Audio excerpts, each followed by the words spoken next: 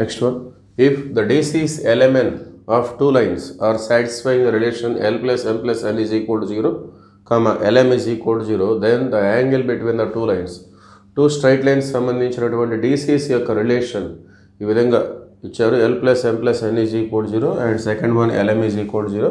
We have to find the angle between the two lines. Okay. So equation 1 దగ్గర నుండి మనం L is equal to minus M minus N. Okay.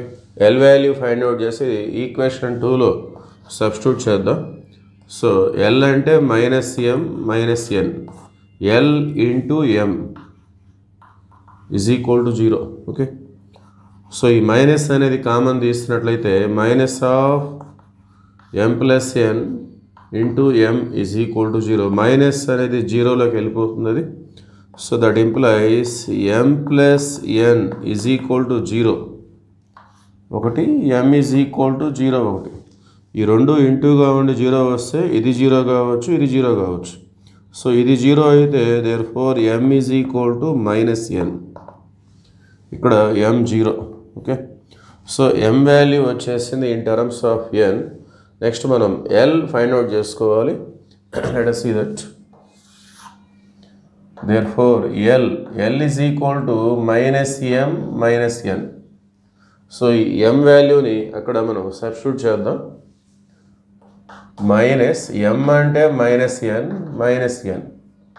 So minus into minus plus N minus N. So L is equal to 0.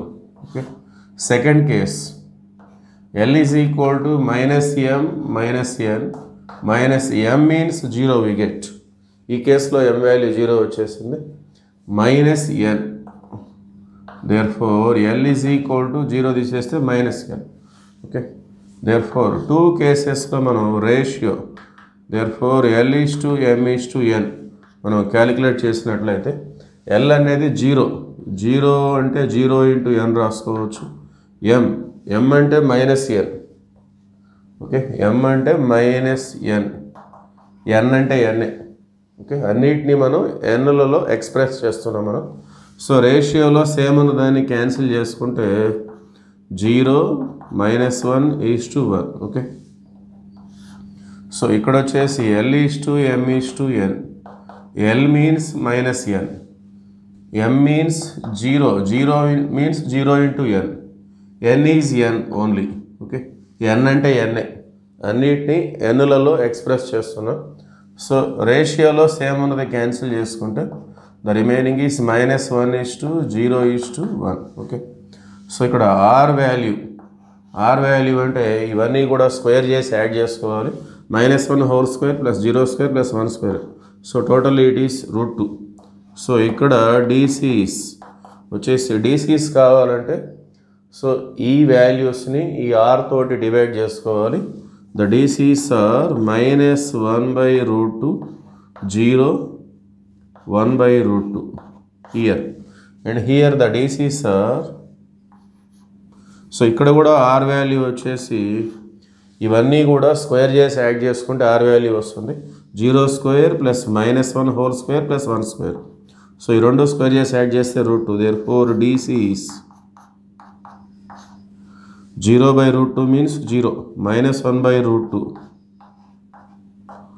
1/√2. Okay. Now we have the DC's of two lines.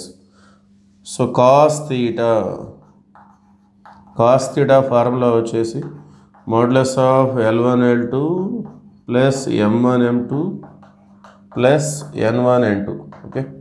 ఇది L1 M1 N1, ఇది L2 M2 N2 ఆ విధంగా treat చేసుకుందాం. L1 L2 అంటే 0 into minus 1/√2 0, M1 M2 minus 1/√2 into 0 0, N1 N2 1/√2 into 1/√2 means 1/2. Okay. So finally we get cos theta is equal to 1/2. When it is possible for కాస్కి 1/2 ఎప్పుడు వస్తుంది? That implies theta is equal to 60 degrees. That means pi/3. Okay. Therefore option 4 is the right answer.